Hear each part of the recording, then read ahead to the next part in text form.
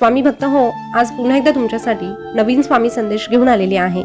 आजचा स्वामी संदेश शेवटपर्यंत आवर्जून ऐका, कारण प्रत्येक स्वामी संदेश तुम्हाला जगण्यासाठी प्रेरणा देणार आहे। स्वामी नेहमी आपल्या सोबत वावरत असतात, हा अनुभव तुम्हाला देखील असेल, कारण स्वामी हसतात, स्वामी बोलतात आणि आपली भक्ती खरी असेल तर स्वामी सदैव आपल्यावर कृपाही करतात। आपली भक्ती खरी असेल तर स्वामी सदैव आपल्यावर कृपा देखील करतात। आणि म्हणूनच अशा या प्रेमळ आणि दयाळू स्वामींना एकच सांगावंसं वाटतं की जोडून या कर चरणी ठेवी याला माथा, जोडून या कर चरणी ठेवी याला माथा, परिसावी विनंती माझी सद्गुरुनाथा, परिसावी विनंती माझी सद्गुरुनाथा। स्वामी भक्त हो, जो भक्त स्वामींना आर्ततेनं हाक मारतो त्याच्या हाकेला ओ देण्यासाठी स्वामी महाराज सदैव येतात आणि आपल्या भक्तांना एकच सांगतात, भिवू नकोस, मी तुझ्या पाठीशी आहे। तर चला संदेश काय आहे ते जाणून घेऊया। तर स्वामी महाराज आपल्या प्रत्येक भक्ताला सांगतात, अरे तू आमचा भक्त आहेस, मग तुझी जबाबदारी आमच्यावर असते, कारण जो भक्त नितांत श्रद्धा ठेवून सदैव आमचे स्मरण करतो त्याच्यापर्यंत आम्ही स्वतः जातो। म्हणून तू आमचा सेवेकरी झाला, पण ते आपोआप नाही, तर ती आम्ही घडवून आणलेली एक प्रक्रिया आहे। जेव्हा शिष्याची आध्यात्मिक तयारी पुरेशी झाली की तेव्हाच खऱ्या अर्थाने गुरु त्याच्या शोधात येतो, त्याच्यापर्यंत पोहोचतो। जसं कमळ फुललं की भुंग्यांना आमंत्रण द्यावं लागत नाही, पाणी 100 अंशापर्यंत तापलं की त्याची आपोआप वाफ बनते, त्याची वाफ बनवावी लागत नाही। त्याचप्रमाणे शिष्य भक्तीमध्ये परिपक्व झाला की गुरुला त्याच्यापर्यंत जावं लागतं, शिष्याला गुरुपर्यंत यावं लागत नाही। गुरु अशा वेळेस त्या भक्ताला नाकारू शकत नाही। म्हणून तुला सांगतो, तुझी योग्यता सिद्ध करताना तुझ्या विश्वासाची खरी परीक्षा होत असते। म्हणून दुःख आलं तर खचू नकोस, संघर्ष वाट्याला आला म्हणून मागे हटू नकोस। तू फक्त आमच्यावर विश्वास ठेवून एक एक पाऊल पुढे टाकत राहा। जेव्हा जेव्हा तू एक एक पाऊल पुढे टाकणार आहे तेव्हा तुझ्या सोबत आम्ही देखील चालणार आहे। इतका जरी तुझा विश्वास आमच्यावर असेल तर तुझ्यासाठी प्रत्येक वाट ही अगदी सोपी होऊन जाणार आहे। अरे तुझ्या आजूबाजूला कितीही गोतावळा असू दे, पण त्या गोतावळ्यात तुला गरज लागल्यानंतर पळ काढणारे आणि वाईट काळात तुला टोमणे मारणारे भेटतच असतात, ठाऊक आहे आम्हाला। म्हणून तुला सांगतो, जर तुला वाईट काळात कोणी साथ देणारा नसेल तर तुझा हा गुरु तुझ्यावर कायम लक्ष ठेवून असतो, तुझ्या मदतीसाठी तुझी ही गुरुमाऊली सदैव तत्पर असते। म्हणूनच तू आमच्या सानिध्यात रमायला शिक, तुला परत कुणाचीही गरज भासणार नाही। अरे ज्या भक्तावर आमची कृपा होते ना, तो भक्त प्रत्येक संकटावर मात करून पुन्हा उभं राहण्याची हिंमत ठेवतो आणि ही हिंमत त्याला त्याचा गुरु प्रदान करत असतो। आणि तुझा गुरु आम्ही आहोत, हा ब्रह्मांड नायक आहेत। म्हणून आम्ही आमच्या भक्तांना नेहमी सांगतो, गुरु करा, गुरु करा, ज्याने गुरु नाही केला त्याचा जन्म वाया गेला, ज्याने गुरु नाही केला त्याचा जन्म वाया गेला।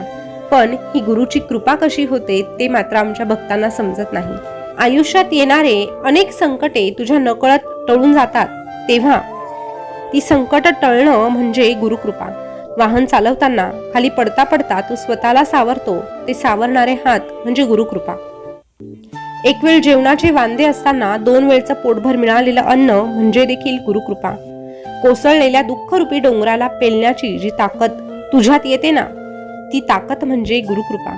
आणि सर्व संपलं असं वाटत असताना पुन्हा एकदा जिद्द निर्माण होते, नवीन काहीतरी करून दाखवण्याची जी जिद्द तुझ्यामध्ये निर्माण होते, ती जिद्द म्हणजे गुरुकृपा।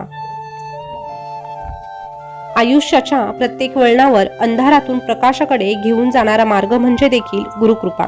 अरे तुला तुझ्या गुरुची ओढ लागते, भेटण्याची इच्छा प्राप्त होते, म्हणजे देखील गुरुकृपा आहे, अर्थात आमचीच कृपा आहे।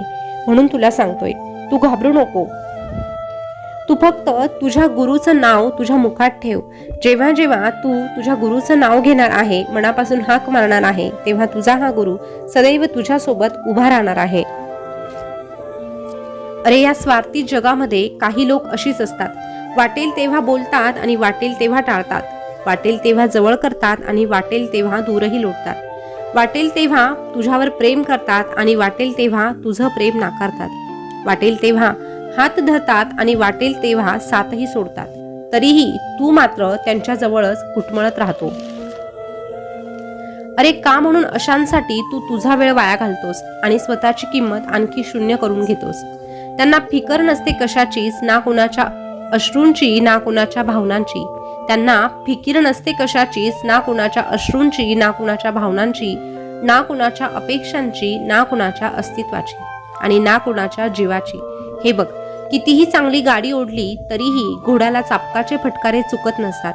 झाडांनी कितीही चवदार गोड फळं दिली तरीही दगडांचा मार मात्र त्यांना कधीही चुकत नसतो. तसंच तू कितीही चांगली कर्म केली, कितीही चांगली व्यक्ती बनण्याचा प्रयत्न केला तरीही काही लोकांच्या टीकेमधून तुझी सुटका होऊ शकत नाही.